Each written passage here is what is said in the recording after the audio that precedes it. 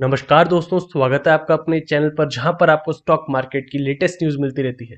तो आज हम एक टाटा ग्रुप के धमाकेदार स्टॉक की बात करने जा रहे हैं। लास्ट 3 से 4 मंथ में काफ़ी बार हमने बात की है और वहां पर जब भी हम लेटेस्ट अपडेट लेते हैं स्टॉक की, स्टॉक प्राइस ऊपर ही दिखता है। अभी हाल ही में रिजल्ट्स भी आए थे कंपनी के एंड वहां पर भी धमाकेदार रिजल्ट दिए।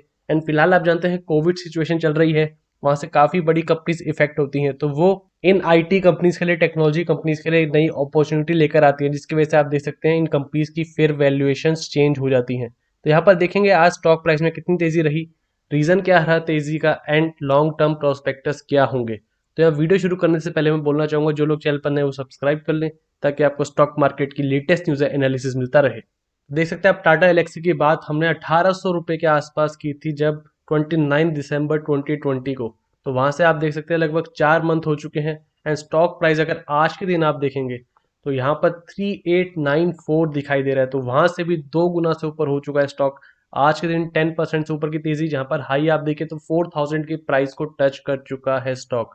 यहीं पर 5 ईयर का चार्ट लगाएं तो देखिए आपकी स्टॉक में 2020 के क्रैश के बाद एक जबरदस्त रैली आई है। अगर आप बॉटम से देखें तो लगभग स्टॉक ने 500% के रिटर्न्स दे दिए हैं। तो टाटा ग्रुप का स्टॉक है, बड़ी ब्रांड वैल्यू है एंड साथ में IT sector, technology sector, software sector से रिलेटेड कंपनी है।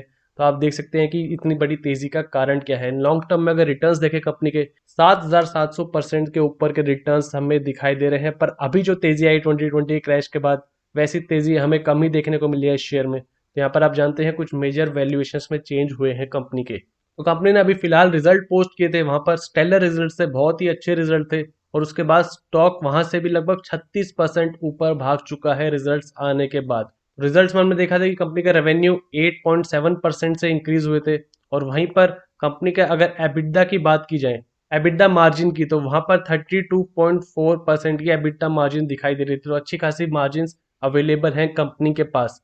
यहाँ पर आप कंपनी का बिजनेस मेनली देखेंगे तो देखिए software development and services 97% revenue breakup आता है कंपनी का and system integration and support services 3%, जहां पर इंडिया में 12% के आसपास आपको लोकेशन वाइज ब्रेकअप दिखाई दे रहा है, यूएस में 35 एंड यूरोप में 41।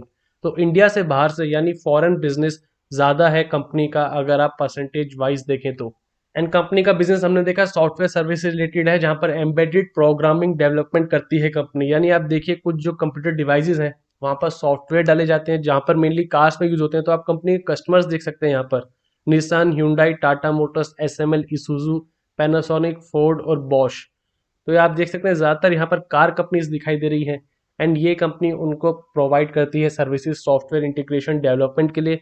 और हाल ही में पिछले 1 साल में ऑटो सेक्टर में एक रिवाइवल आया है, जिसकी वजह से आप देख सकते हैं यहाँ पर भी तेजी आई। और साथ में दूसरे सॉफ्टवेयर भी बनाती है कंपनी, जो आप जानते हैं अब कोविड को लेकर जो कंपनीज को अपने बिजनेस का तरीका चेंज करना पड़ रहा है, बिजनेस चलाने का, कम्युनिकेशन करने का, तो वहाँ पर हाई लेवल सॉफ्टवेयर चाहिए होते हैं जिससे कम्युनिकेशन सही हो, कोई ज़्यादा प्रॉब्लम ना हो प्लेटफॉर्म पर।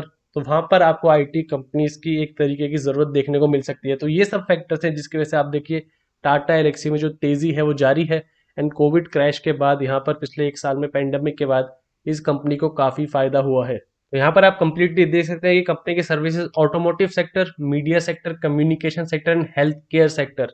तो इनमें से दो इंपॉर्टेंट जो अभी काफी ट्रेंडिंग है जगह, वो है health care sector and communication sector. तो यहाँ पर कंपनी का बिजनेस रिवाइव होते दिखा है एंड साथ में ऑटोमोटिव सेक्टर जो एक अलग सेगमेंट है, यहाँ पर पूरा अलग मार्केट है, पर टाटा एलेक्सी के प्रोडक्ट्स की वहां पर जरूरत रहती है। तो ये मेन रीजन है जिसकी वजह से कंपनी में तेजी आई। एंड आप जानते हैं अब जैसे जैसे आगे बढ़ता जा रहा है टाइम, एआई की डिपेंडेंसी की बहुत बातें आ रही है, आर्टिफिशियल इंटेलिजेंस की आगे बहुत बातें रखी जा रही हैं, जहां पर काफी एफिशिएंट हो सकता है काम। जो पहले ज्यादा समय लेता था काम, वहां पर सॉफ्टवेयर की यूज से, आर्टिफिशियल इंटेलिजेंस की यूज से, मशीन लर्निंग की यूज से वो चीज़ें जल्दी की जा सकती है। तो वहाँ पर आप देख सकते हैं ऐसी टेक्नोलॉजी एंड डिज़ाइन कंपनीज काफ़ी आगे हाथ रखती हैं, जहाँ पर टाटा ग्रुप की एक बड़ी कंपनी टाटा एलेक्सी भी यहाँ पर शामिल है।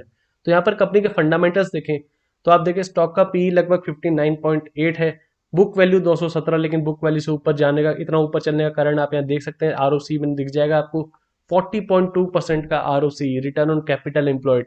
एंड उसके कारण आप देख सकते हैं 30.2% का रिटर्न ऑन इक्विटी जबरदस्त मल्टीबैगर साबित होता दिखाई दे रहा है।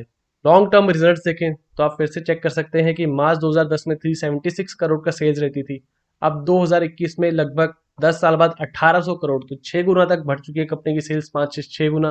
और ऑपरेटिंग प्रॉफिट आप देखिए 67 करोड़ से 522 करोड़, तो यहाँ पर आप देखिए 8 गुना बढ़ी है। तो इसका कारण आप देख सकते हैं ऑपरेटिंग प्रॉफिट मार्जिन 18% के जो मार्जिन आते थे, फिलहाल मार्च 2021 में 29% के हैं। यानी इस साल कंपनी की प्रोडक्ट्स की डिमांड भी ज़्यादा हुई है और साथ में कंपनी ने अच्छे मार्जिन भी कमाए वहाँ पर, जिससे आप जो कंपनी का नेट प्रॉफिट है देख सकते हैं 368 करोड़, और लगातार ये आपको बढ़ता दिखाई दे रहा है। एंड आगे भी जिस तरीके तेजी आ रही है एनालिस्ट की तरफ से बताया जा रहा है, कंपनी के आपको प्रॉफिट्स में आगे आने वाले कुछ क्वार्टर्स में तेजी देखने को मिल सकती है। अर्निंग पर शेयर कंपनी का 59.11। बैलेंस शीट की बात करें तो यहाँ भी हम कह सकते हैं काफी कमाल के बैलेंस शीट है। 1290 करोड़ के रिजर्व्स हैं, लगातार इंक्रीजिंग रिजर्व्स हैं। एंड वहाँ पर बोरोइंग सिर्फ 73 करोड़। तो यही कारण है कि कंपनी की बोरोइंग्स कम है, यानी इंटरेस्ट पेमेंट कम होता है, जिसकी वजह से आप देख सकते हैं कि कंपनी के जो नेट प्रॉफिट एंड ईपीएस है वहाँ पर ज़्यादा असर नहीं पड़ता, क्योंकि 522 के ऑपरेटिंग प्रॉफिट पर 6 करोड़ के आसपास का इंटरेस्ट ज़्यादा डेंट नहीं डालता। एंड दूसरी बात डेप्रिसिएशन कॉस्ट, तो कुछ कंपनीज होती है जिनका बिजनेस ऐसा होता है जहाँ पर डेप्रिसिएशन काफ़ी ज़्यादा होता है, पर यहाँ पर आप अगर ऑपरेटिंग प्रॉफिट का देखें तो वहाँ पर 10 से 12% के आसपास रेंज रहती है डेप्रिसिएशन की, जिसकी वजह से फिर से आप देख सकते हैं अर्निंग पर शेयर पर असर और शेयर होल्डर्स को फायदा मिलता है। तो चलिए चार्ट्स पर देखते हैं क्या लेवल्स दिखाई दे रहे हैं। तो यहाँ पर आप देखिए स्टॉक ने, जब हमने पहले बात की थी दिसंबर के लास्ट में, लगभग 1800 के आसपास तो ब्रेकआउट देने की कगार पर था, जहाँ पर आप ये लेवल देख सकते हैं कि स्टॉक ने 2 बार यहाँ पर एक तरीके डबल टॉप बनाया, पर उसके बाद अच्छी वॉल्यूम्स के साथ यहाँ पर ब्रेकआउट हुई। उस समय स्टॉक का हमारा टारगेट था लगभग 2200 के आसपास, क्योंकि इतनी बड़ी मूव कोई प्रेडिक्ट नहीं कर सकता, लेकिन उसका तरीका भी हमने काफी बार डिस्कस किया है कि ये जो ट्रेड्स होते हैं 1800 के 2200 के, या कुछ वो शॉर्ट टर्म ट्रेड होते हैं, पर कुछ कंपनी होती है जो लॉन्ग टर्म फंडामेंटली स्ट्रांग होती है, तो वहां पर अच्छे लेवल्स मिले तो बाई करिए।